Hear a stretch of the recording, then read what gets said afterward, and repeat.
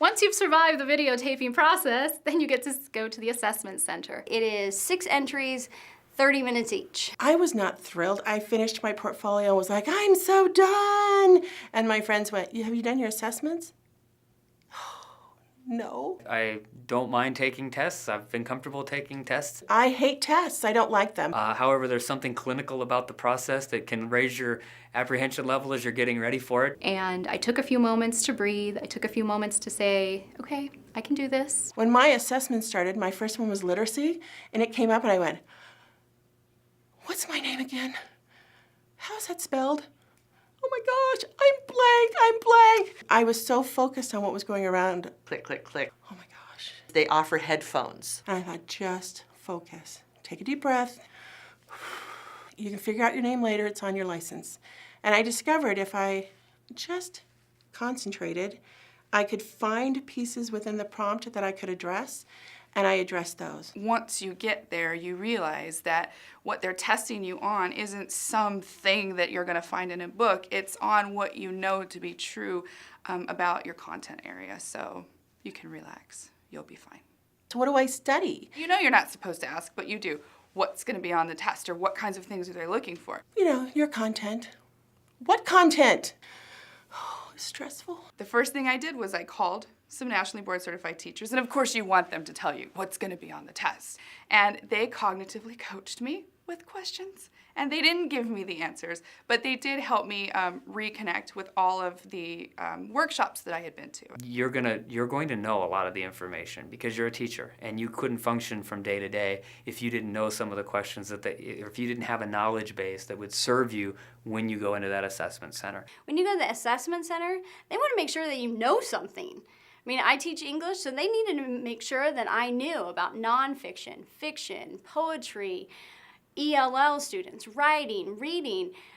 I needed to have pedagogical knowledge of how to teach kids these things. It's much like a good assessment in the classroom. It's designed to see what you know and to see what you've learned over time. So it actually mirrors what you would do in the classroom. They actually give you a scenario that could happen to you, and you're to write about that scenario. Much of the assessment center information that you need to go in with is much more broad than based by grade level.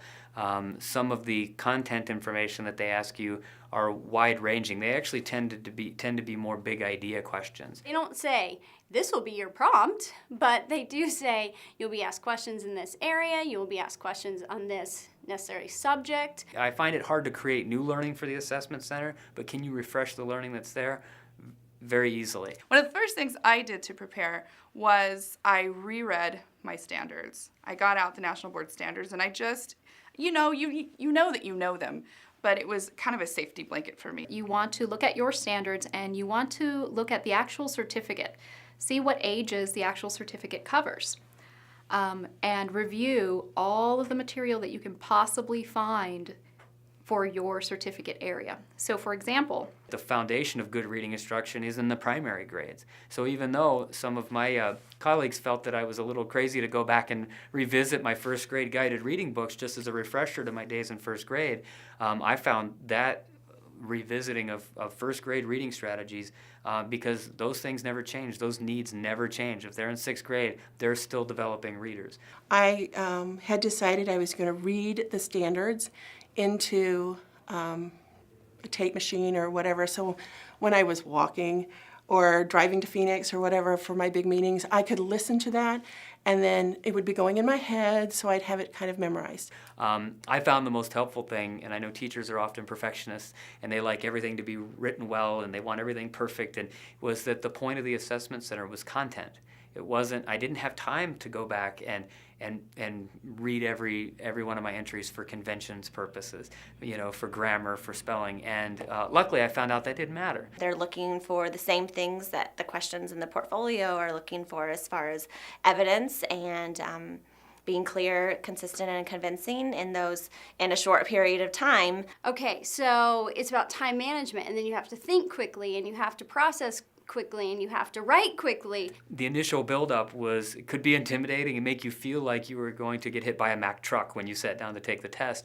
However, the test itself, once it came around, was not that hard. It was very clear-cut, very easy to understand. Directions were very clear. In the classroom, you're thinking on your feet almost all the time. We do that every day as teachers, and I think I didn't even think about that when I went into the assessment center. I was so nervous to go in, and after it was finished, you could kind of just take a deep breath and say, that wasn't that bad. And you have to go in with that confidence that you did your best. There's, nothing more you can do. You poured your heart out into these assessments, and there it is. It's in someone else's hands.